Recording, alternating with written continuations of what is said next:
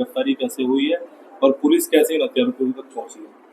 जी हाँ, ये गागलहेड़ी थाना क्षेत्र में जो 5 वर्षीय मासूम बच्ची की हत्या की गई थी, इसका पूरा घटनाक्रम इस प्रकार था कि 12 मई को ये बच्ची सुबह आखिरी बार 10:30 बजे 11 बजे इसके जो भाई बहन हैं वो देखते हैं इसको। माँ बाप इसके वहाँ पे होते नहीं हैं गांव में, और उसके बाद से ये बच्ची कहीं दिखती नहीं है।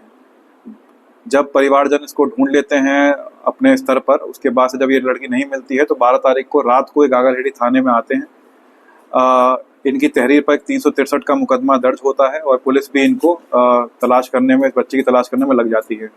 उस दिन रात को देरी होती है और गांव में एक तालाब भी है, तो हमें आभास ये होता है कि वो बच्ची कहीं खेलते खेलते तालाब में ना गिर गई हो।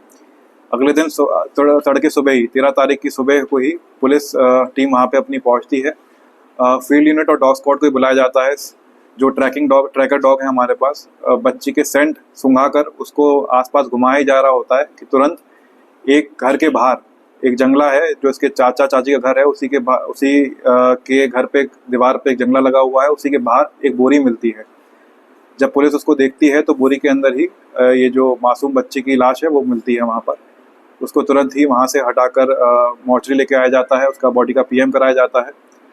जब बॉडी जिस हालत में मिलती है तो उस पर कुछ राख लगी रहती है, पुरानी राख, और कुछ चावल के छोटे छोटे दाने और कुछ प्याज के छोटे छोटे छिलके उसकी बॉडी पे लगे रहते हैं। उसके बाद जब हम घटनास्थल का पूरा निरीक्षण करते हैं, उच्च अधिकारी मौके पर आते हैं। पहला शक हमारा इसके चाचा पर जाता है। उसके बाद हम चाचा के घर की तलाशी लेते हैं। चाचा के घर की तलाशी ली जाती है तो उसमें देखा जाता है कि जो उनकी किचन है जहाँ से वो जंगला लगा हुआ है, वहाँ पर कुछ राख थी। राख के साथ ये जो जब अपना खाना बनाते हैं वो राख एक स्टोर में रख लेते हैं।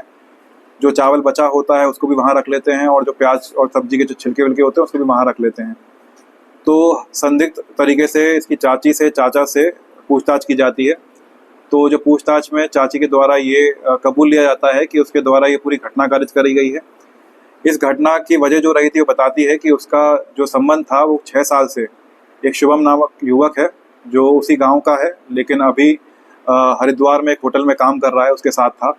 और 12 तारीख को जिस दिन ये लड़की मिसिंग हुई थी उस दिन ये दोपहर में शुभम इसके घर में था चाची के, और इन दोनों के संबंध बन रहे थे। तभी ये लड़की वहाँ पर आती है, बच्ची वहाँ पर आती है और उनको इस अवस्था में देखती है।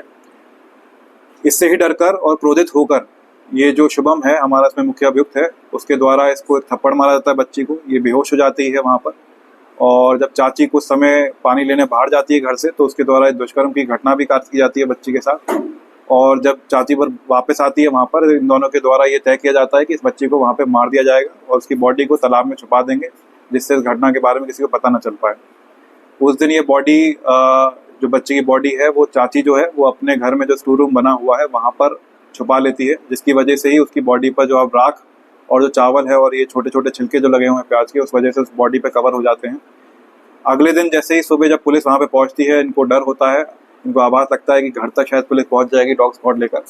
तो चाची के द्वारा जब पूरा गाँव बाहर व्यस्त होता है उसको ढूंढने में, तुरंत मौका पाकर उसको जंगले से बाहर बॉडी को वहाँ से फेंक देती है। इस तरह पूरा घटनाक्रम इसमें हमारा ये हुआ है इसमें, और पूछताछ में सारी बातें निकली हैं। इसमें जो भी साइंटिफिक एविडेंसेस हैं, चाहे वो राख या चावल के सैंपल हों घर से भी और जो बॉडी से मिले हैं वो भी, चाहे इसमें अभियुक्त के डीएनए सैंपल हों जो मैच कराए जाएंगे अभी फॉरेंसिक द्वारा, जो बच्ची का स्वैब लिया जाएगा उससे, और जो हमारे जो इसमें CDRs हैं वो सब सारे के सारे साइंटिफिक एविडेंस इकट्ठा करने के बाद पुलिस इस निष्कर्ष पर पहुंची है और आज इन दोनों को गिरफ्तार कर कोर्ट के सामने पेश किया जा रहा है। ठीक।